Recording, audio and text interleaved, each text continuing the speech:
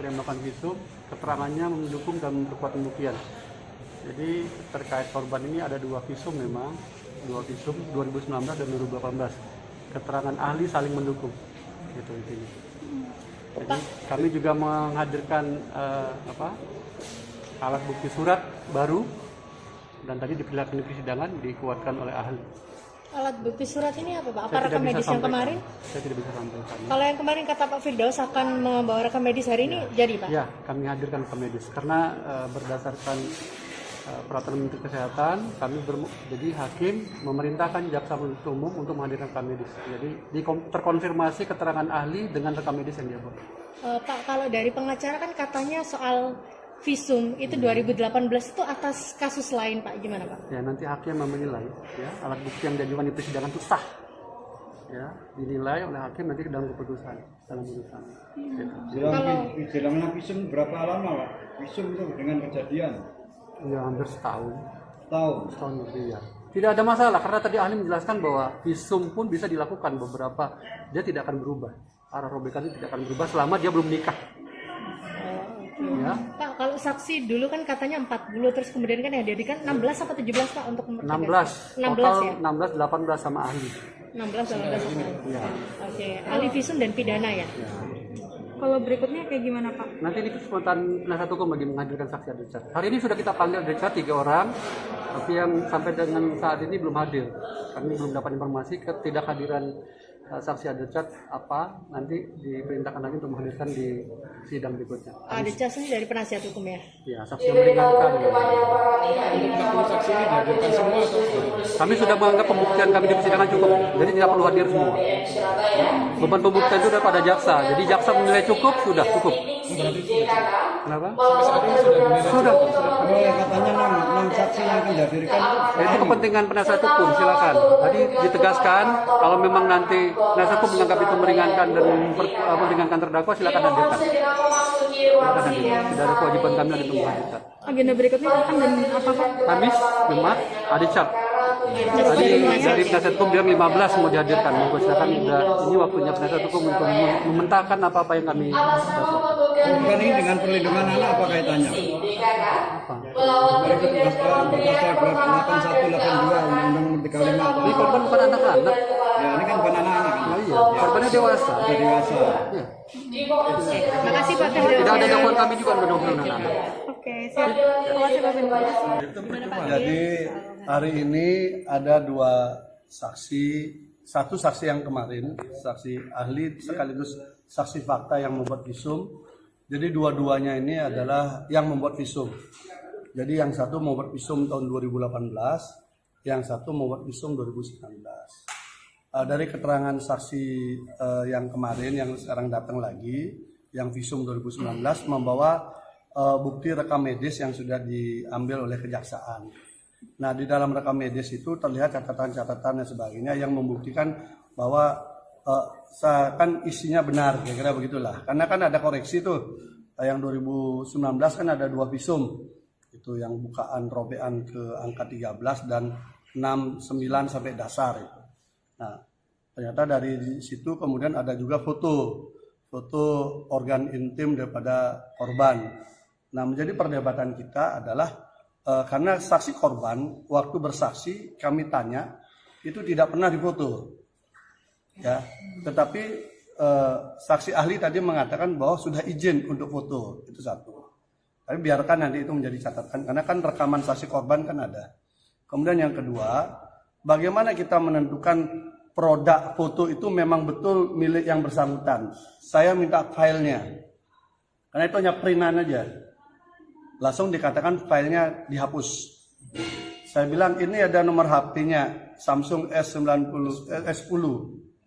Saya minta udah HP-nya saja, kita akan datangkan ahli digital forensik untuk membuka data itu benar nggak. Foto itu diambil di waktu yang sama dengan waktu di visum. Dia katakan hilang. Jadi susah kita mengejar alasan lupa dan hilang. Dihapus, pertama lupa, dihapus, hilang. Nah, ini membuat kita kesulitan untuk membuat memverifikasi apakah validitas rekam medik ini memang baru dibuat atau memang sudah lama ya. Kemudian foto yang organ intim itu apakah milik yang bersangkutan atau milik orang lain atau memang diambil pada saat itu atau setelah itu. Yang pasti saksi korban di depan persidangan mengatakan tidak pernah diambil fotonya. Itu saya sudah tanya lebih awal sebelum saksi ini akan hadir. Berarti Jadi tidak itu sinkron, Bang, ya? itu Tidak ada sinkron antara korban dengan keterangan. ya artinya tidak sinkron dia. Nah, tapi apapun itu kita hargai sebagai sebuah bukti. Nah, saksi yang kedua ini validitas soal visum tahun 2018. Saya tanya bagaimana SOP untuk membuat visum. Pertama harus ada korban yang melapor ke polisi. Kemudian polisi membuat surat dan sebagainya. Nah, korban ini kan melapor 2019. Oktober 2019.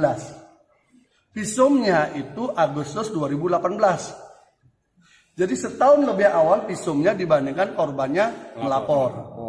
Jadi ini menjadi perdebatan ini. Tapi alasannya karena polisi yang membawakan itu. Jadi dokter oke lah.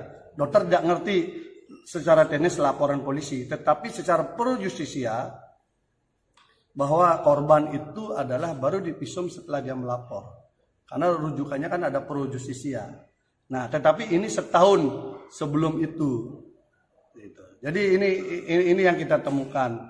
Dan saya katakan kepada saksi ahli yang visum 2019, jangan dong dikit-dikit langsung lupa, tidak ingat, kemudian dihapus, hilang. Itu kan cara-cara penghilangan jejak yang tidak bagus, yang menandakan kasus ini seakan sangat kuat rekayasanya gitu loh.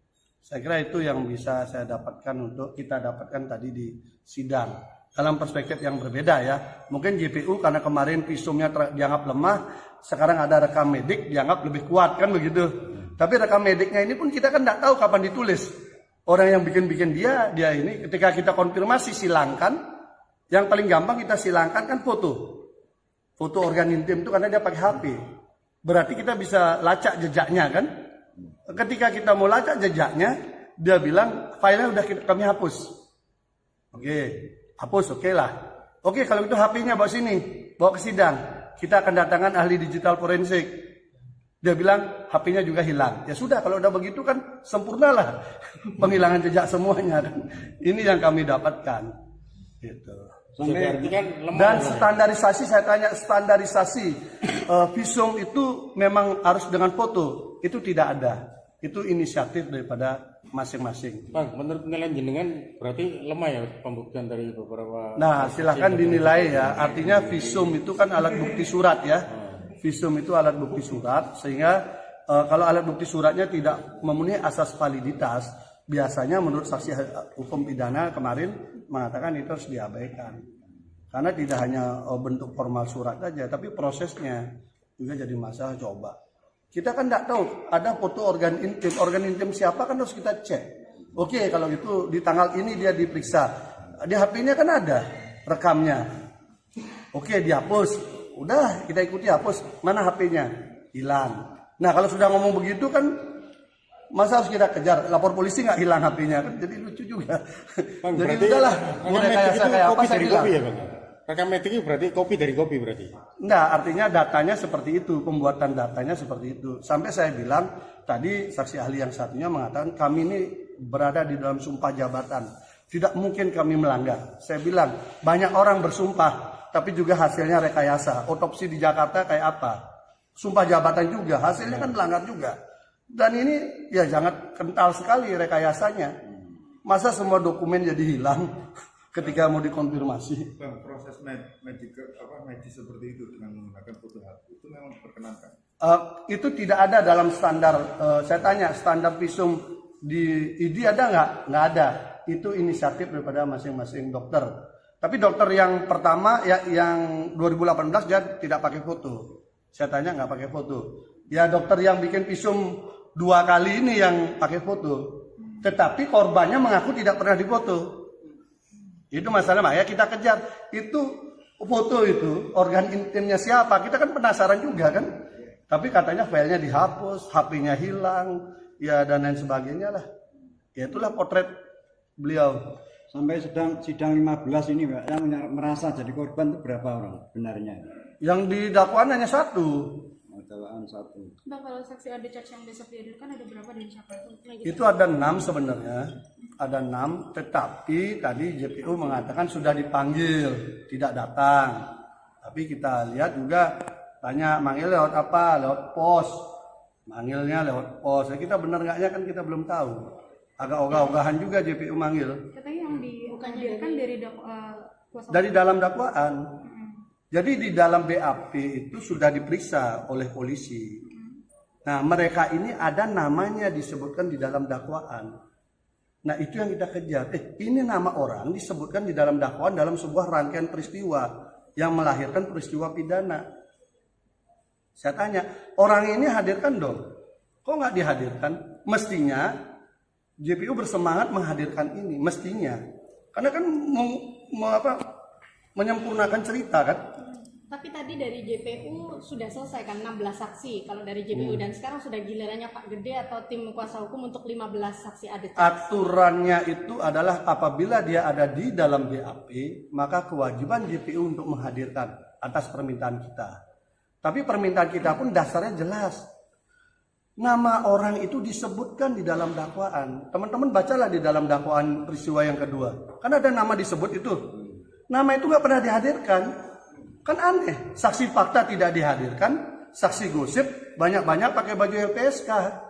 Ini apa gitu loh. Saya juga jujur aja saya komplain juga sama LPSK. LPSK segitu banyak dipakein seragam. Semua testimonium diaudit tuh. Kemudian ada saksi fakta tidak dia urus. Kemudian ada staf ahlinya ikut-ikut bikin podcast menyerang klien kami. Ini LPSK sebagai apa gitu loh? Mau lembaga negara untuk melindungi saksi korban atau mau ikut membuat peradilan opini gitu loh? Itu saya juga sudah ada teman komisaris sana saya komplain juga. Bang, kok begitu gitu loh. Misalnya dari pihak JPU kan merasa cukup untuk menghadirkan saksi dan dari nama yang ada dalam dakwaan tidak dihadirkan kan. Ya lucu Ada lah. upaya enggak ada jenengan untuk menghadirkan ini. Ya artinya itu harus di drop peristiwa itu. Berarti JPU sendiri tidak yakin dengan peristiwa itu kan. Dia nyebut nama orang terlibat di dalam proses itu. Ini orang mau diperkosa. Ini ngaku dia dapat WA ancaman. Katanya ada si A dengar melihat WA itu. Ini tidak dihadirkan. Lalu dari si A ini kemudian dia minta tolong temannya mengantarkan korban ke lokasi. Ini tidak dipanggil juga. Nah lalu orang yang mengantarkan ini menemukan kepada C. Si C ini juga nggak dipanggil. Terus bagaimana kita menceritakan peristiwa itu fakta gitu loh. Itu masalahnya, makanya akhirnya hakim meminta itu dihadirkan. Itu kan logika sederhana. Kecuali JPU yakin itu drop saja peristiwa yang kedua. Kalau JPU mendrop peristiwa kedua, kami nggak perlukan itu. Tapi karena JPU ngotot bahwa peristiwa itu ada, hadirkan dong orangnya. Masa orang yang terlibat itu dia tidak dihadirkan? Lalu orang yang mendengar cerita-cerita itu, yang istilah modernnya saksi gosip itu dihadirkan, kan lucu. Berarti Kamis nanti ada charge dari terdakwa Yang ada di dalam BAP. Oh berarti bukan. Bukan yang kami hadirkan. Kami mungkin Senin baru menghadirkan saksi yang dari kami. berapa jumlahnya berapa? Kami mungkin bisa 15 atau 20 orang. Tapi lebih cepat lah. Dan itu Karena juga kami santri menceritakan juga, pengalaman peristiwa itu yang tahu-tahu peristiwa itu. Iya bang. Dari 15 itu juga Mungkin santri 15-20 orang. Santri juga saksi yang meringankan. Macam-macam lah. Macam-macam. Macam-macam lah. Hubungan sama saksi korban atau sama terdakwa apa? Yang Apanya? 15 sampai 20. Oh nanti kan kita hadirkan, nanti kita tahulah. Yang penting menceritakan peristiwa itu, menjawab peristiwa dakwaan. Jadi gini loh, ini kalau kita bicara kasus di sini, itu dakwaannya apa? Kan ada kronologis tuh.